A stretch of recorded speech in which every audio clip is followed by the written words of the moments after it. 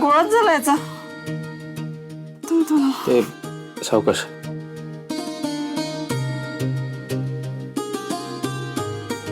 फाटलंय.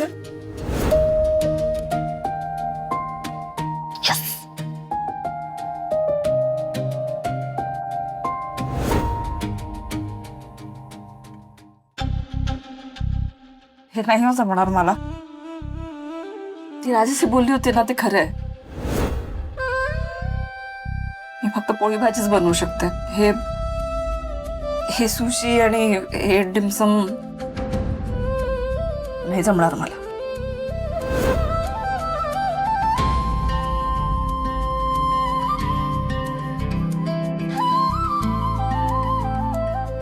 Arpita madam,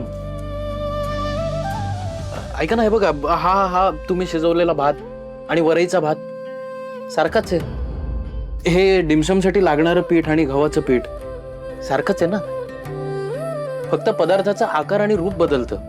आणि Arpita madam, तुम्हाला स्वयंपाक शिकायचाच नाहीये, तुम्हाला तो येतो. तुम्हाला फक्त स्वयंपाकाची वेगळी भाषा शिकायची. तुम्हाला आपली समर्पिता किचनची पहिली ऑर्डर आठवते का? आपला सगळा मेनू चुकला होता. त्यावेळेला तुम्ही काय म्हणाला होतात? पदार्थ वेगळा असला तरी त्यात लागणारे इन्ग्रेडियंट्स तेच असतात. इथं काय वेगळं आहे? पण मी प्रयत्न केला ना. हे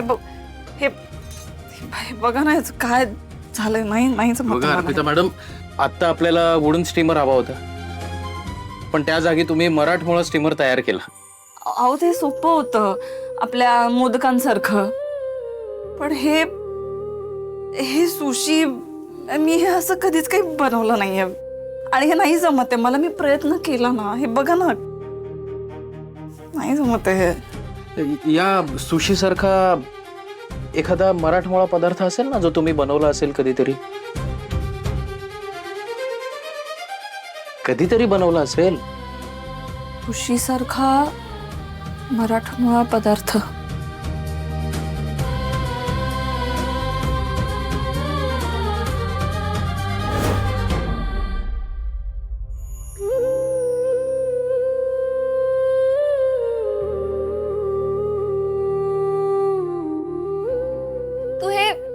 मन लावून फोकस राहून आणि नाजूकपणे करतेस ना.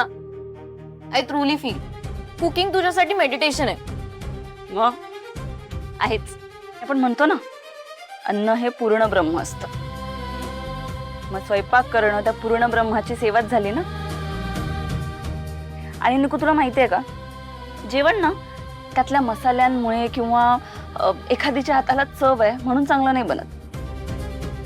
जेवण चांगलं तेव्हा बनतं जेव्हा ते बनवणारी स्त्री तिचा आत्मा आणि प्रेम त्यात ओतते.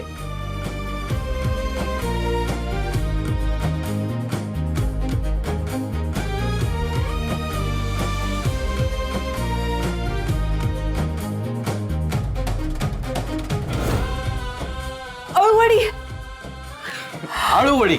हा, अळूवडी अशीच आपण अशी रोल करतो ना. आळूवडीच बनवायची. मग आपल्याला फक्त जॅपनीज आळूवडी बनवायची. इतकं सोपं आहे सगळं. जमणार आहे तुम्हाला? करायचा प्रयत्न परत एकदा.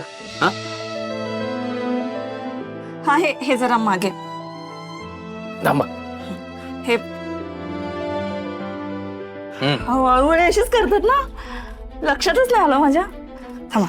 अळूवडीमध्ये पानं असतात तशी.